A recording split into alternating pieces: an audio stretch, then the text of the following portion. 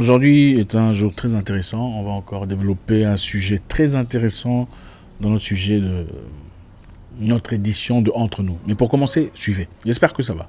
Suivons. Et...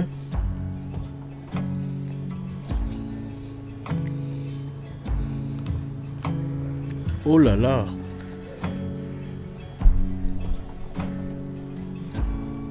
Mais c'est étonnant. I make my way down through this weary bay, grasp for a while. The storm is passing by. I start to stare. What am I doing? I should be standing strongly and firmly, grabbing my chair tight as I stumble. Raving circus, won't you crumble? Nous voyons ici clairement une situation très intéressante. Elle a l'air très heureuse. Elle a l'air très heureuse, n'est-ce pas? En fait, voilà. Donc, on a ici une situation très intéressante pour ceux qui y pensent déjà. Nous sommes dans un cas de polyandrie. D'accord? C'est une forme de polygamie. La polygamie connue, généralement, c'est la polygamie, c'est la polygynie. C'est-à-dire la polygamie où il y a un homme avec plusieurs femmes, n'est-ce pas? Vous en connaissez certainement. Et il y a aussi la polyandrie où une femme a des relations avec plusieurs hommes ou mariée à plusieurs hommes. C'est aussi ce qu'on appelle la polyandrie. Donc ici, on a un cas très intéressant, comme vous l'avez remarqué. Une jeune femme, après avoir rencontré un homme qu'elle a beaucoup apprécié, a beaucoup entretenu sur le plan mental, ils ont commencé à développer des sentiments l'un pour l'autre. Et quelques temps après, elle a rencontré cet homme, ou celui qu'elle pensait être ce même homme, dans les rues, et a commencé à discuter avec la même chaleur. L'autre monsieur, ne sachant pas ce qui s'était passé préalablement, a aussi pris vous savez, hein, tout ça. Et ils ont, enfin, plein d'histoires. Plus tard, elle découvrira au fait qu'il s'agissait de deux personnes. Ils étaient frères. En fin de compte, les frères, après s'être concertés sur qui garderait la femme, mais justement, qui serait l'homme de la femme, ils ont jugé, bon, ok, pourquoi on ne ferait pas, voilà, 50%, 50%. On n'a aucun problème avec ça. Il n'y a pas de jalousie, d'après eux. Il n'y a pas de jalousie entre eux. Ils sont satisfaits. Donc, c'est une situation très intéressante. Cette forme de polyandrie, on appelle la polyandrie fraternelle. Okay? C'est une polyandrie où une femme est mariée ou épouse deux hommes qui sont essentiellement frères. C'est un peu ça. C'est inhabituel. C'est vrai que beaucoup de personnes... Ça dépend du concept. Je pense que tout est mental. Quand vous avez appris depuis la jeunesse que manger les bananes n'était pas bien pour la santé, vous trouverez fou toutes ces personnes qui mangent ces bananes. Et quand vous apprenez que être quelqu'un de classe, c'est manger du caviar, vous pensez que manger du caviar russe et des champagnes, c'est nécessairement forme de classe. Mais bon, la finalité, c'est où? Dans les WC. Enfin, bref. Voilà cette situation très intéressante. Quels sont les avantages de la polyandrie? Une femme qui est très heureuse avec... deux messieurs, donc une diversité. Je sais que les femmes sont là très heureuses de voir finalement une vidéo de ce genre.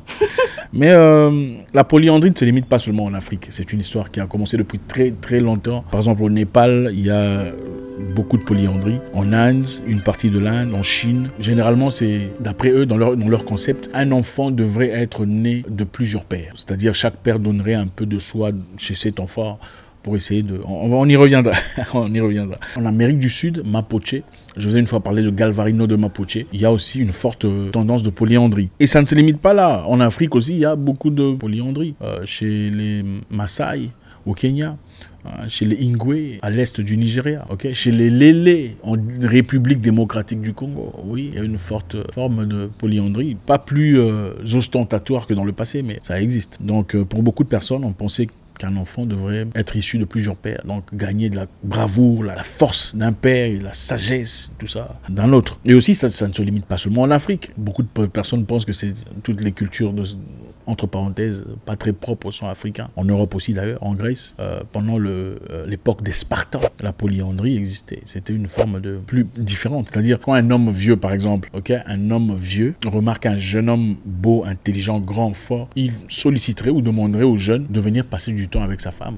Vous comprenez un peu dans le sens de faire un enfant qui aurait les traits de ce jeune homme. En Grèce, oui. Et quelquefois, s'il appréciait la femme de quelqu'un, il irait chez cette personne, demander la permission de son mari, en disant Voilà, est-ce que je pourrais faire une progéniture avec ta femme? Puisque ta femme ou tes enfants, après avoir évidemment vu les enfants de cette femme, ils se disent ces enfants sont très beaux, ils sont forts, ils ont l'air tout ça. Je voudrais les mêmes identifications génétiques. Est-ce que je pourrais avoir des enfants avec votre femme? Et si le monsieur est assez généreux, je sais pas trop de la vie de la femme, hein, mais bon, c'est comme ça que ça se passait. Bon, c'est pas seulement un truc africain, c'est une ligne de pensée qui a circulé partout dans le monde. Maintenant, qu'est-ce que vous en pensez? Dans tous les cas, il y a toujours des extrêmes, comme vous le savez.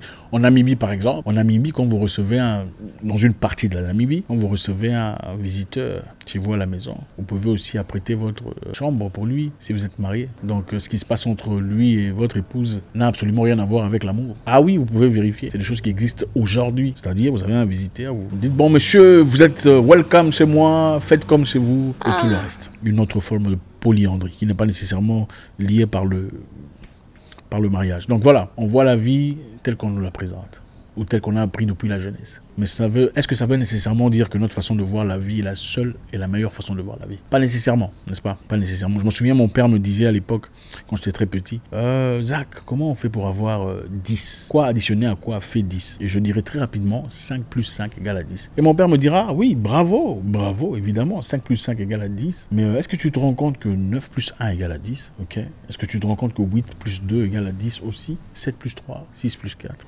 Oh, ok. Le simple fait d'avoir appris que 5 plus 5 faisait 10 ne veut pas dire que c'est la seule façon d'atteindre 10, puisqu'il y a d'autres façons d'atteindre 10. Du simple fait que tu as appris de vivre la vie d'une certaine façon ne veut pas nécessairement dire que c'est la seule bonne façon de vivre la vie. Voilà, il ne s'agit pas ici de copier les autres ou de faire ce que les autres font ou dire que c'est bien. Il s'agit de comprendre la culture des autres et surtout de respecter leur culture. On va très rapidement voir une autre vidéo très intéressante, je trouve, hein, pour toutes les femmes qui se plaignent disant « Ah, les hommes, ils aiment trop les femmes, ils peuvent avoir 7, 8, 9, 10 femmes. » Regardez-moi cette femme. Yeah. Il y en a combien? 1, 2, 3, 4, 5, 6, 7 hommes. Une femme qui a 7 maris. Waouh.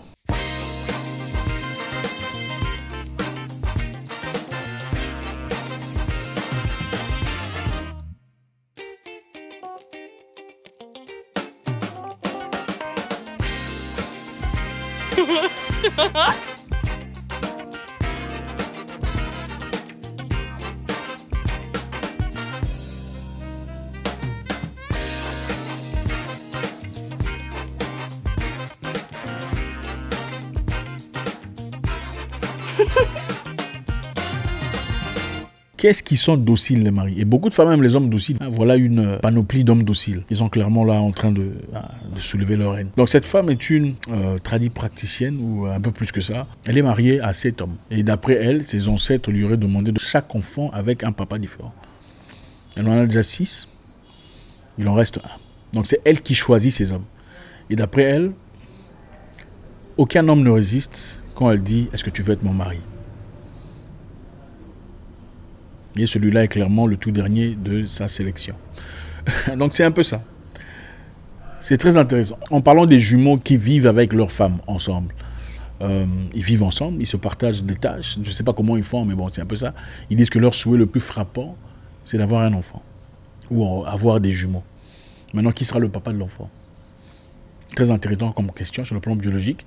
Je sais que beaucoup de personnes pensent que c'est impossible, mais c'est possible d'avoir des jumeaux de 2 pères différents. N'est-ce pas? C'est possible d'avoir des jumeaux, mais chaque bébé a son papa. Hein, pour ceux qui savent, il y a ce qu'on appelle des grossesses superfétatoires ou des superfécondations. C'est-à-dire, bon, je ne vais pas vous expliquer, vous allez vous renseigner. Oui, vous pouvez avoir 2 enfants dans le même ventre, chaque enfant a son papa. Bref, je ne vais pas entrer dans les détails. Donc c'est un peu ça, les amis, dites-moi ce que vous en pensez. La polyandrie, un concept vieux, mais qui existe aussi, qui existe toujours dans quelques endroits, quelques pochettes de la vie aujourd'hui. Faites un commentaire. Est-ce que, d'ailleurs, pour vous dire, en Afrique du Sud, on a voté une loi permettant aux femmes d'être mariées à plusieurs hommes à la fois. Ah oui, ça a créé un acharnement total, mais c'est ça la réalité. Merci les amis, toujours avec beaucoup de plaisir dans cette édition de Entre nous, développer des sujets quelquefois tabous, personnels, mais qui nous affectent frénétiquement. Je vous souhaite une excellente journée, j'espère vous parler encore très bientôt dans une nouvelle vidéo. Au revoir.